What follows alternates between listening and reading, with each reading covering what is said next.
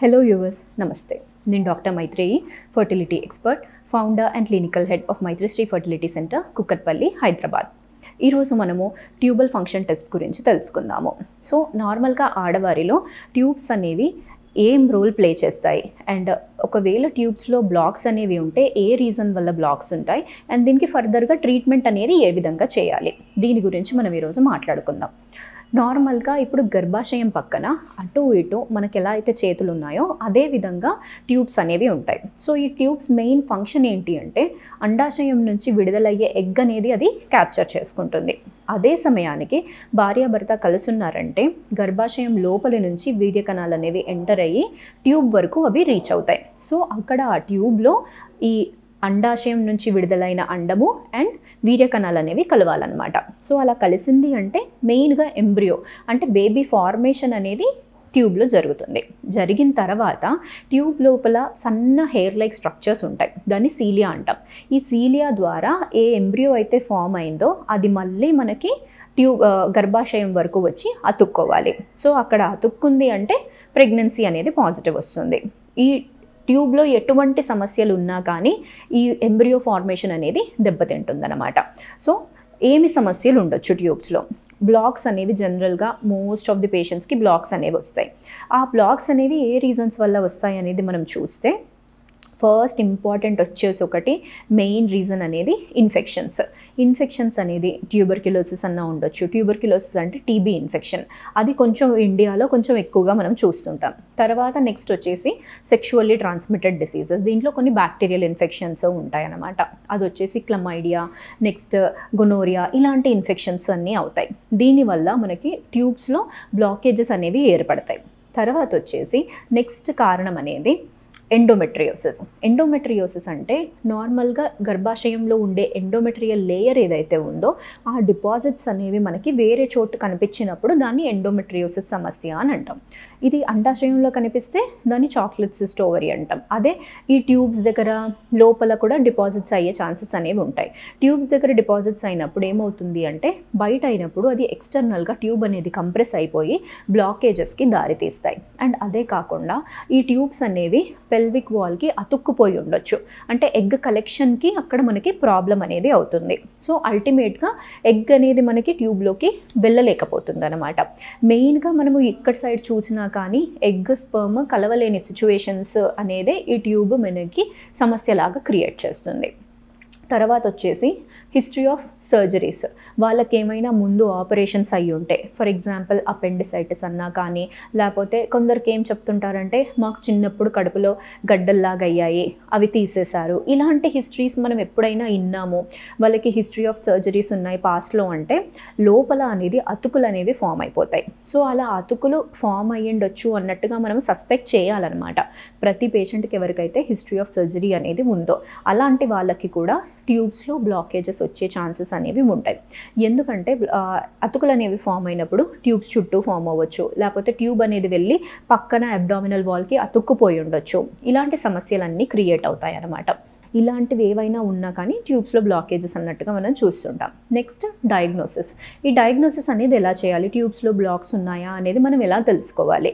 దీనికి తెలుసుకోవాల్సిన టెస్ట్ అనేది ట్యూబల్ ఫంక్షన్ టెస్ట్. ఇది ఒక బేసిక్ టెస్ట్. దీనికి ఏంటి అంటే రెండు విధాలుగా చేసుకోవచ్చు. ఒకటి వచ్చేసి హెచ్ఎస్జి, ఇంకొకటి వచ్చేసి ఎస్ఐఎస్ అంటాం, అంటే సలైన్ ఇన్ఫ్యూజన్ సోనోగ్రఫీ. హెచ్ఎస్జి అనే పరీక్షలో ఏం చేస్తాము, గర్భాశయం లోపలికి డై అనేది పంపించి గర్భాశయంది ఎక్స్రే అనేది తీసుకుంటాం. సో ఈ ఎక్స్రే తీసుకున్నప్పుడు మనం పంపించిన డై అనేది మనకు విజువలైజ్ అవుతుంది ఎక్స్రేలో. సో అక్కడ గర్భాశయము, దాని పక్క ట్యూబ్స్ అండ్ ఆ ట్యూబ్స్లో నుంచి మనం పంపించిన డై అనేది బయటికి వచ్చిందా లేదా అనేది మనకు అక్కడ తెలుస్తుంది. బట్ మనకి ఇది చాలామంది పేషెంట్స్ కంప్లైంట్ చేసేది ఏంటి అంటే అదొక పెయిన్ఫుల్ ప్రొసీజర్, మేము ఈ ట్యూబ్ టెస్ట్ అనేది చేయించుకోలేము అన్నట్టుగా చాలామంది పేషెంట్స్ అనేది చెప్తుంటారు అనమాట. సో దీనికే ఒక మోడిఫైడ్ వర్షన్ అనేది సలైన్ ఇన్ఫ్యూజన్ సోనోగ్రఫీ. దీంట్లో మనము చేసేది ఏంటంటే ఒక సన్న క్యాథెటర్ ద్వారా గర్భాశయం లోపలికి సెలైన్ అనేది పాస్ చేస్తాం. సెలైన్ పాస్ చేసి ఆ సెలైన్ అనేది ట్యూబ్స్లో నుంచి బయటికి వచ్చిందా లేదా అనేది స్కాన్ ద్వారా చూస్తాము. ఇక్కడ మనకు హెచ్ఎస్జి అంత పెయిన్ అనేది ఉండదన్నమాట. ఎందుకంటే దాంట్లో యూజ్ చేసేది ఒక క్యాన్యులా ఉంటుంది, అది స్క్రూ చేసినప్పుడు పేషెంట్స్ పెయిన్ కంప్లైంట్ చేస్తారు. బట్ ఇక్కడ మనము ఈ SISలో ఆ క్యాన్యులా యూజ్ చేయము. ఒక సన్న క్యాథెటర్ ఉంటుంది, దాని ద్వారానే సెలైన్ లోపలికి పంపిస్తాము. అండ్ ఇక్కడ హిస్టరీ ఆఫ్ ఇది మనకి ఎక్స్పోజర్ ఆఫ్ డై ఉండదు, తర్వాత ఎక్స్రే అనేది కూడా తీయము. సో ఎక్స్రే ఎక్స్పోజర్ కూడా ఉండదు మనకి ఇక్కడ. దానివి ఇవి కొంచెము మోడిఫైడ్ ఫీచర్స్ అనమాట. దీని ద్వారా మనము బేసికల్గా ట్యూబ్స్ ఓపెన్ ఉన్నాయి, బ్లాక్ ఉన్నాయా అనేది చూడొచ్చు. బట్ దీని డ్రాబ్యాక్ ఏంటి అంటే, ఒకవేళ ట్యూబ్స్లో బ్లాక్ ఉంది అంటే 100% ట్యూబ్స్ బ్లాక్ ఉన్నాయి అన్నట్టుగా చెప్పలేము. ఎందుకంటే కొన్నిసార్లు పేషెంట్ అనేది యాంగ్షియస్నెస్తోనన్నా లేకపోతే భయంతోనన్నా కానీ వాళ్ళు ఎప్పుడైతే పెయిన్ అనేది కంప్లైంట్ చేస్తారో లోపల ట్యూబ్స్ ముడుచుకుపోయే ఛాన్సెస్ అనేవి ఉంటాయన్నమాట. అలాంటప్పుడు డై అనేదన్నా లేకపోతే సలైన్ అనేదన్నా కానీ కూడా పాస్ అవ్వదు, లోపల స్పాజమ్ లాగా వచ్చేస్తుంది.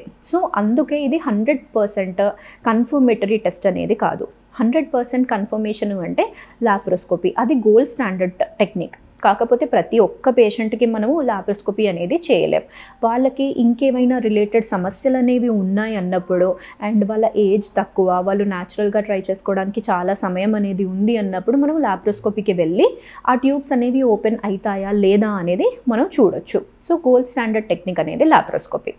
తర్వాత ఆ లాప్రోస్కోపీలో ఒకవేళ క్లియర్ అవుతున్నాయి అంటే మనకు అదే సెట్టింగ్లో క్లియర్ అవ్వాలి ట్యూబ్స్ అనేవి. కొన్ని సమస్యలు ఎలా ఉంటాయంటే మనకి ట్యూబ్స్ అనేవి లాప్రోస్కోపీ ద్వారా అసలు క్లియర్ అవ్వవు. అలాంటి వాళ్ళకి మనము నెక్స్ట్ ఏం చేయాలి? ఒక ట్యూబ్ అనేది ఓపెన్ ఉంది అంటే కొన్నిసార్లు మనం IUI అనేది ప్రయత్నించవచ్చు. ఒకవేళ 2 ట్యూబ్స్ అనేవి బ్లాక్ ఉన్నాయి, అవి అసలు లాప్రోస్కోపీలో కూడా ఓపెన్ అవ్వడం లేదు అంటే అటువంటి వారికి మాత్రము మనము IVFకి వెళ్ళాల్సి వస్తుంది. IVFలో మనకి ట్యూబ్స్ రోల్ అనేది ఉండదు. ట్యూబ్స్ ఏదైతే న్యాచురల్గా లోపల పని చేస్తుందో అదే పని మనము IVFలో బయట చేస్తాం. చేసిన తర్వాత ఎంబ్రియో ఫామ్ అయ్యాక ఆ ఎంబ్రియోని తీసుకెళ్ళి గర్భాశయం లోపలికి ట్రాన్స్ఫర్ చేస్తాం.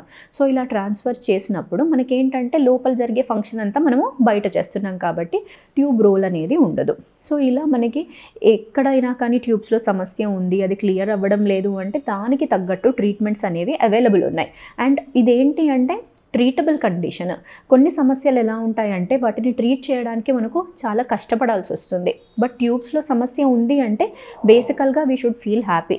మనకి ఏదో ఒక ట్రీట్మెంట్ ద్వారా ప్రెగ్నెన్సీ అనేది వస్తుంది. సో ఆ ట్రీట్మెంట్స్ అనేవి మనం తీసుకున్నామంటే మ్యాక్సిమం మోస్ట్ ఆఫ్ ద కండిషన్స్లో ప్రెగ్నెన్సీ అనేది పాజిటివ్ వచ్చేస్తుంది. సో ట్యూబ్స్లో ప్రాబ్లం ఉంది అనగానే భయపడాల్సిన అవసరం అనేది లేదు. దానికి తగ్గట్టు ఈ కాలంలో చాలా ట్రీట్మెంట్స్ అనేవి అవైలబుల్ ఉన్నాయి. అది కూడా గుడ్ సక్సెస్ రేట్తోనే మీకు ఉంటుందండి. సో మీకు ఎటువంటి సమస్యలు అనేవి ఉన్నా కానీ దాన్ని ట్రీట్మెంట్తోని మ్యాక్సిమం మటుకు సాల్వ్ చేయొచ్చు. Thank you.